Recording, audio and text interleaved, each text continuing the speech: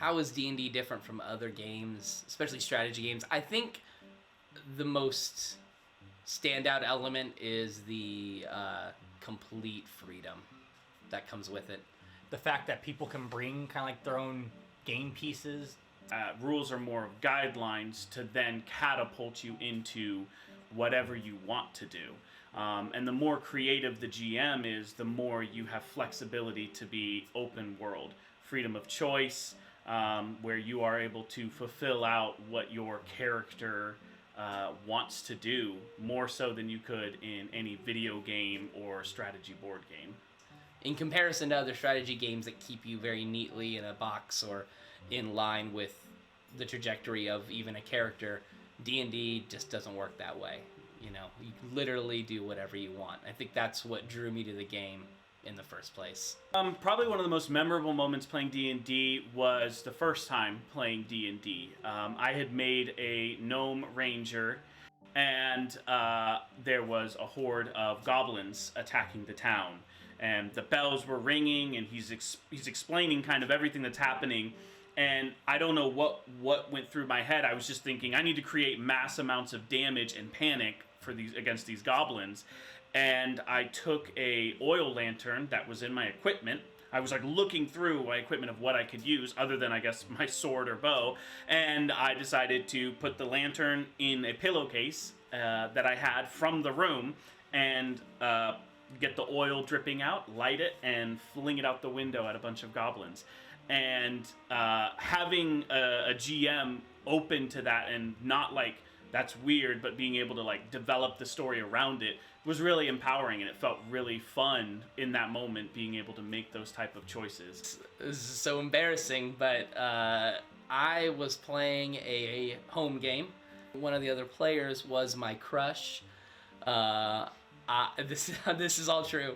One of the other players was my crush, and I was playing a paladin, and I, very straight arrowed paladin, and the GM, my teacher, knew about my crush, and he played the characters together, and I was like sworn to protect her, but I couldn't tell her, and it was really it made it very intense for me. And then there was a really great kind of final battle scenario in which I, we fought together, and I, was able to express my character's intentions of protecting her, and in a way it was like I was expressing my own feelings. Favorite character I've made probably would be recently as a half-orc monk named Polsum.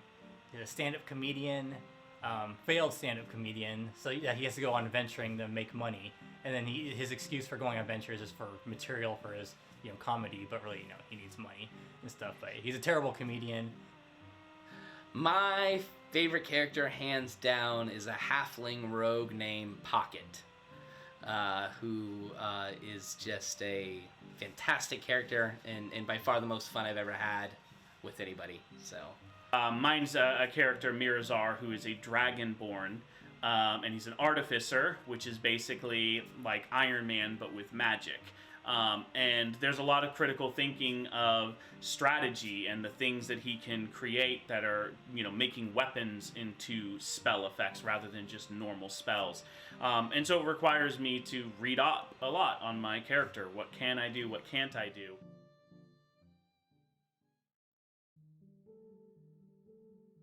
I think that's a super important aspect to gaming in general. It's especially important in D&D because D&D is role-playing, and so I think that it's just important to know where the GM kind of stands on certain, character activities. Because D&D is an open game that anything can happen, that means really, truly terrible things can happen too. So some GMs have like certain rules about what people can do in a game, or language maybe that people would use in a game.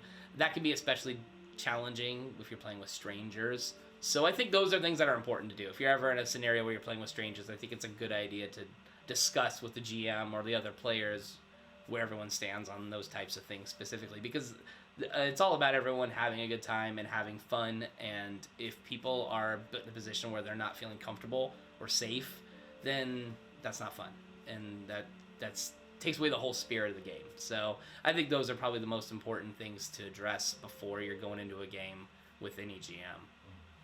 I GM a lot, and so I don't necessarily have anything as a player that I try to put forward with the GM. But as a GM, I oftentimes will kind of just explain boundaries. I want the experience to be fun, but I want everyone to feel like they're having fun. And so there's certain boundaries you draw. As much open world as it is, you still want to respect other players. And you're not having fun if your actions at the game table are infringing on someone else's ability to have fun. So anything having to do with language and actions against other players, actions against NPCs, certain things that as a GM I don't feel comfortable role-playing certain scenarios, obviously.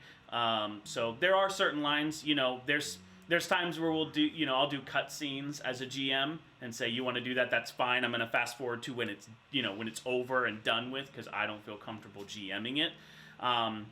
But I think it's just more important that everyone at the table has fun, and the way you can do that is just right out in the open, set some ground rules for how you like to play.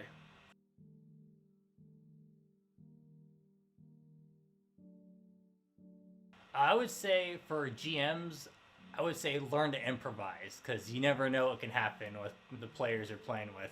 Well, for players, I would say, now D&D is cool. It's hip and people enjoy it in movies and TV shows. So you can find videos about it online. If you're a player, I would advise going on YouTube and just watching different videos about D&D and the classes and the races and the basic mechanics, so that you don't walk in completely blind.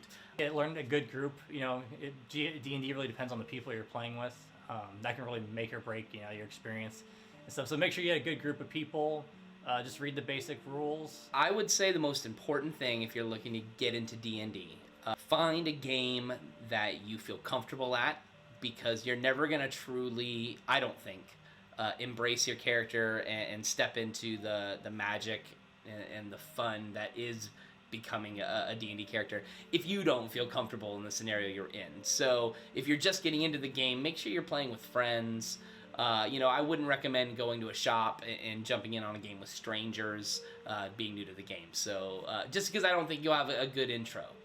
So make sure you're playing with people you're comfortable with in the real world, because you'll feel more comfortable as your character.